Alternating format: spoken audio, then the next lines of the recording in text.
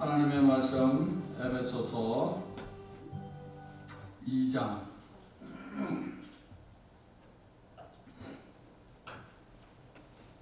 에베소서 2장 4절 그리고 7절 이렇게 씁니다. 2장 4절과 7절 시작. 긍휼이 풍성하신 하나님이 우리를 사랑하신 그 큰 사랑을 인하여 7절 이는 그리스도 예수 안에서 우리에게 자비하심으로써 그 은혜의 지극히 풍성함을 오는 여러 세대에 나타내려 하십니다. 아멘. 하나님의 그 본질, 신학교에서는 아마 속성이란 단어를 쓸 것 같아요. 하나님의 속성, 하나님의 본질, 혹은 하나님의 성품. 하나님의 본질적인 성품은 말할 것도 없이 사랑입니다. 사랑. 하나님 하면 사랑. 그래서 사도 요한도 하나님은 사랑이시라. 요한일서에 그렇게 선포를 했습니다.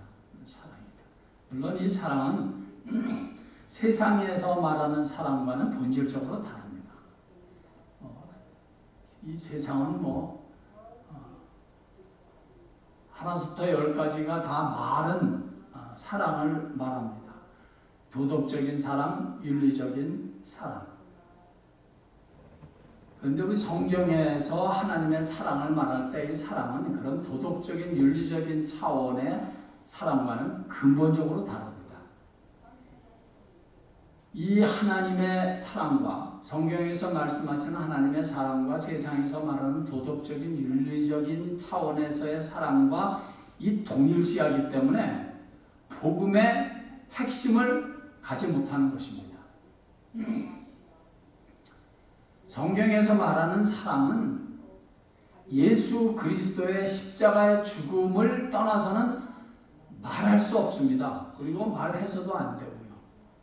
그러니까 예수 그리스도의 십자가의 사랑,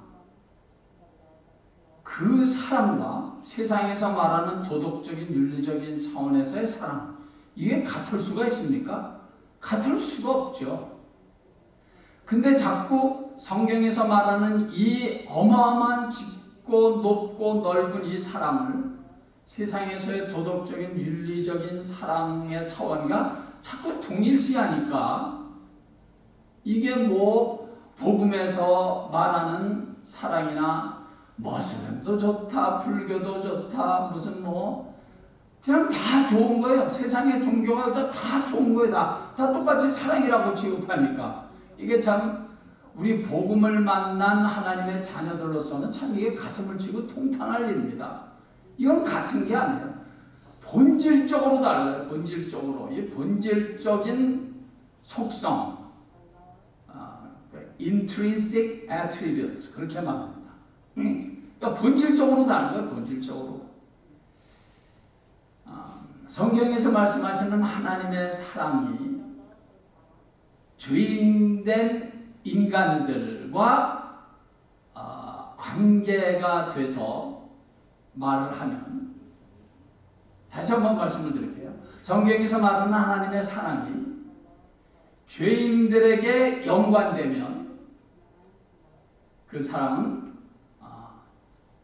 두 가지 성품으로 나타납니다. 하나는 은혜고 하나는 불쌍히 여김 혹은 긍휼하심으로 나타납니다. 다시 한번 말씀드릴까요? 하나님의 사랑, 성경에서 말씀하시는 하나님의 사랑이 죄인들과 만나면 혹은 하나님의 사랑이 죄인들에게 부어지면 그 사랑은 불쌍히 여김 혹은 긍휼하심 그리고 은혜라는 성품으로 드러나게 됩니다. 성경에서 은혜 혹은 불쌍히 여김 이거는 원어상으로는 같은 단어입니다. 근데 우리 한국 단어가 좀 더 아주 다양하기 때문에 어떤 때는 긍휼하심, 어떤 때는 불쌍히 여겼다. 이렇게 표현이 됐습니다. 오늘도 본문 4절에 보면 그 긍휼이 풍성하신 하나님이 우리를 사랑하신 그 큰 사랑을 인하여 이렇게 나와 있습니다. 긍휼하심, 불쌍히 여겼다. 긍휼하심.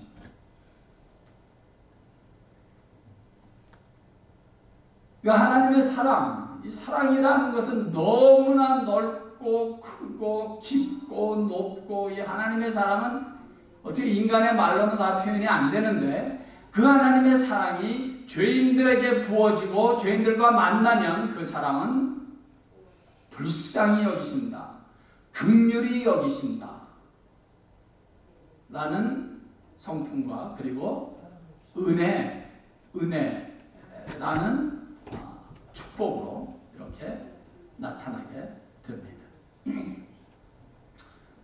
불쌍히 여겼다, 긍휼히 여기신다. 여러분, 하나님께서 우리를 불쌍히 여기시니까, 긍휼히 여기시니까 우리는 예수를 믿게 된 것입니다. 하나님께서 우리를 불쌍히 여기시면 우리에게 세상에서 누릴 수 없고 세상에서 만나지 못했던, 세상이 줄 수 없는 힘과 능력을 공급받게 됩니다. 하나님께서 나인성 과부를 불쌍히 여기시니까 무슨 일이 일어났습니까? 그 죽었던 아들이 살아났습니다. 하나님께서 죽은 나사로를 불쌍히 여겼어요. 죽은 자도 불쌍히 여기시니까 죽은 나사로가 살아납니다. 그러니까 불쌍히 여겼다는 말은 단순히 세상에서 말하는 도덕적인 윤리적인 차원 혹은 감상적인 차원의 의미가 절대로 아닙니다. 예수님이 나를 불쌍히 여긴다, 예수님이 죽은 나사로를 불쌍히 여겼다, 예수님께서 나인성 과부를 불쌍히 여기면 죽은 자가 살아나는 거예요. 그러니까 예수님이 불쌍히 여긴다는 것은 하나님의 능력이 우리에게 부어진다는 것입니다. 세상적인 차원과는 근본적으로 다른 거죠. 예수님께서 불쌍히 여기시니까 문둥병자가 그냥 낫는 거예요. 예수님께서 불쌍히 여기시고 긍휼을 베푸시니까 기적이 일어나는 것입니다. 그래서 마태, 마가, 누가, 요한복음 이런 그 공간복음에 보면 예수님을 찾아서 나오는 많은 사람들이 뭐라고 간구합니까? 예수님에게 나와서 나를 불쌍히 여겨 주시옵소서. 장님들이, 맹인이 주님 앞에 나와서 주여 나를 불쌍히 여겨 주시옵소서. 불쌍히 여겨달라 그러니까 우리 주님께서는 저들을 불쌍히 여겨 주셨고, 주님께서 저들을 불쌍히 여겨 주시니까 치료의 역사가 있고 저들에게 구원의 역사가 있고 말이죠. 저들이 다시 정상적인 삶을 찾아가게 되는 이런 역사가 있는 것입니다. 하나님이 나를 불쌍히 여기시면 사는 거예요. 우리가 하나님의 긍휼을 받으면 거기에 기적이 있는 거예요. 거기에 능력이 있고 힘이 나는 것입니다. 그래서 우리가 오늘 그런 기도를 함께 꼭 했으면 좋겠습니다. 하나님, 우리 주에 죽어가는 저 영혼들, 아직까지 예수 그리스도를 주로 영접하지 못한 저 영혼들을 불쌍히 여겨 주시옵소서. 저는 요즘 왜 하나님께서 제게 이 불쌍히 여긴다, 긍휼히 여긴다는 단어를 계속 주시면서 그런 기도를 시키시는지 그냥 몰라요. 성령께서 제 마음을 감동하니까 그렇게 기도합니다. 예수를 머리로는 분명히 아는데 뭐 수십 년을 믿었기 때문에 교회를 들락날락 했으니까 예수에 대해서 너무 많이 알고 성경도 너무 많이 아는데, 그런데 가슴은 차가운 저 영혼들을 불쌍히 여겨 주시옵소서. 지적으로는 아는데 요 가슴이 너무 차서 십자가 얘기를 들어도 감동이 없어요. 감격이 없어요. 부활의 소망의 얘기를 들어도 감동이 없고 감격이 없어요. 저들을 불쌍히 여겨 주시옵소서. 물과 성령으로 사실은 거듭나지 못했기 때문에, 아멘. 물과 성령으로 사실은 거듭난 경험이 없기 때문에 지적으로는 아는데 이 가슴이 너무 차서 마음에 감동이 없는 저 영혼들을 불쌍히 여겨 주시옵소서. 아멘. 감정이 메마른 영혼들, 감정이 메마른 자들. 저는 제가 선교지에 있으면서 베트남에서도 그렇고 파라과이에서도 그렇고 선교지에 있으면서 이제 그 선교지의 그 현지인들, 그러니까 파라과이 사람들, 그 베트남 사람들, 저는 파라과이에 있을 때 이 사람들은 우리랑 첫째 뭐 생긴 것부터 다르잖아요, 그죠? 그 사람들은 뭐 완전히 서양 사람 같이 생겼어요. 파라과이 사람들은 각각 다 눈도 고양이 눈 가진 사람들도 있고요, 머리도 노랗고 노란 사람들도 많고, 생긴 것이 우리랑은 근본적으로 다르기 때문에 이건 뭐 문화도 완전히 다르고 자라온 환경이라는 게 완전히 다르기 때문에 이렇게 예배를 드리는구나, 그렇게 그냥 생각했어요. 저들은 그냥 한번 찬양을 시작했다면 보통 다 그냥 일어서서 2시간, 기본은 1시간이고 더 그냥 막 성령이 더 역사하면 뭐 막 2시간, 설교 끝나면 설교 끝나고 또 1시간, 뭐 그러니까 총 5시간은 예배를 잡아 예배가 끝나요. 특히 저는 파라과이에 있을 때 인디오들, 그러니까 인디언들이죠. 인디언들을 제가 이제 선교를 이제 했거든요. 근데 인디언들은 저는 갓난 아이서부터 어른들까지 다 한 자리에 모여서 이제 예배를 드리거든요. 그러면 뭐 그냥 처음에는 이게 뭐 그냥 뭐 다 들고 뛰니까 이건 뭐 우리랑 전혀 문화가 다르니까 자라온 환경도 다르고 예수 믿은 그런 처음에 그것도 다르고 그냥 그래서 그런가 보다 했어요. 근데 그게 아니더라고요. 성령께서 저들의 감정을 타치하니까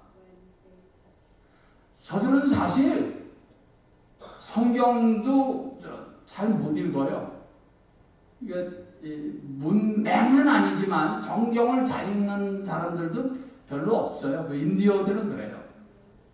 자기네들 이제 성경을 읽는데 그건 뭐 뜻이 모르죠. 그래서 어떤 때는 제가 가서 말씀을 전하면요, 2번 트랜스레이션을 해야 돼요. 2번. 그러니까 제가 스페니쉬로 설교를 하면 거기 족장이 그 스페니쉬를 제 설교를 듣고 이 사람이 설교하죠. 그거를 그 사람들이 쓰는 과라니 말로 또 설교를 통역을 합니다. 그래서 과라니 말 하는 사람들은 또 따로 들어야 돼요. 그런 식으로. 그런데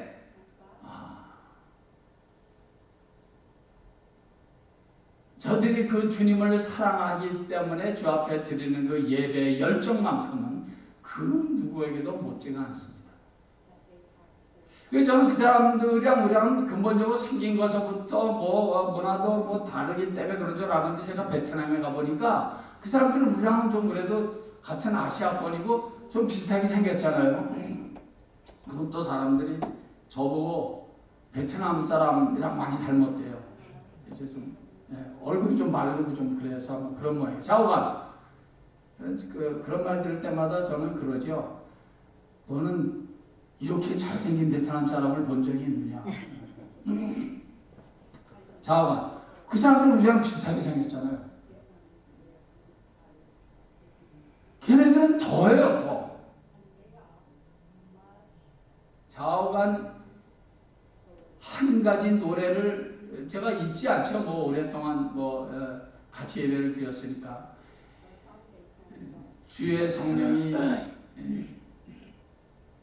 임하니 주를 찬양합니다. 그 찬양했죠. 우리 주의 성령이 내게 임하여 주를 찬양하니 그 찬양을요 한 200번은 부르는 것 같아. 200번은. 이야, 난 그런 사람. 그런데 자가 부르면 부를수록 그 은혜 속에 그 찬양 속에 더 빨려 들어가는 거예요. 그럼 복음을 만나니까 그냥 그 십자가의 사랑을 만나니까 저는 여러분들이 아시다시피 저는 선교지에서는 다른 말 절대로 안 합니다. 이렇게 설교 안 해요.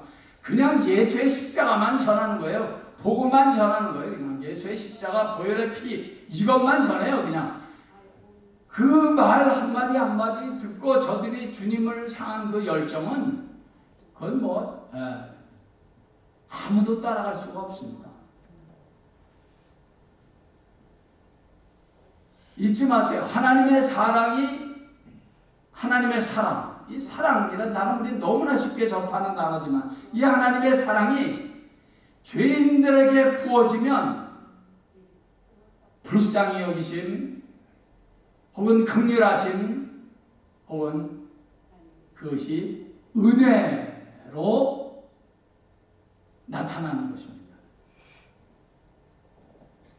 하나님의 사랑이 우리에게 부어지니까 이것이 나를 불쌍히 여겨주시는 거예요. 우리에게 긍휼을 베풀어 주시는 거예요.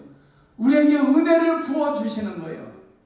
그러니까 우리 같은 사람도 이렇게 새벽에까지 나와서 기도하게 되고 말이죠. 이게 아무나 할 수 있는 일입니까? 주님께서 불쌍히 여기시고 은혜가 부어지지 않으면 이게 할 수 없는 일이란 말이죠. 우리 오늘 꼭 그렇게 함께 꼭 기도하기를 바랍니다.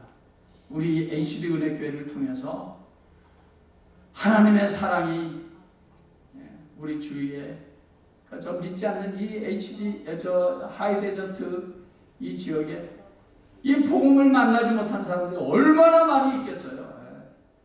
교회는 많이 다닐 수도 있지만 그러나 복음을 만나지 못하고 예수의 보혈의 그 능력을 만나지 못하고 십자가의 능력을 만나지 못해서 그분의 그 사랑이 하나님의 긍휼하심과 불쌍히 여기시는 그 은혜를 만나지 못해서 물과 성령으로 거듭나지 못해서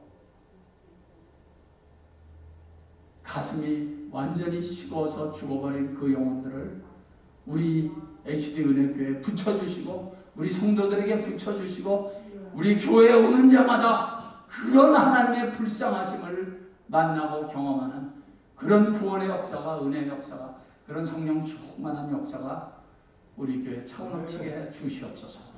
그런 기도와 오늘 새벽에 저와 여러분들에게 있기를 간절히 바랍니다. 기도하겠습니다. 아버지 하나님, 우리 HD 은혜교회를 통해서 이렇게 복음을 만나지 못해서 가슴이 차가워진 불쌍한 영혼들이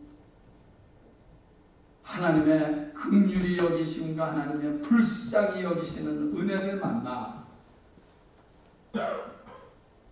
저들의 신령한 눈이 활짝 띄어지고 신령한 귀가 활짝 열려져 예수의 보혈에 사로잡혀 예수의 십자가의 그 은혜에 사로잡혀 믿음 생활하는 역사가 우리 HD 은혜교회를 통해서 차고 넘치게 되는 그런 은혜, 그런 역사를 위해서 우리 HD 은혜교회 성도를 사용해 주시고 우리 교회를 그리고 예배당을 사용해 주시옵소서. 예수님의 귀하신 이름으로 기도하옵나이다. 설명 좀 드릴까요?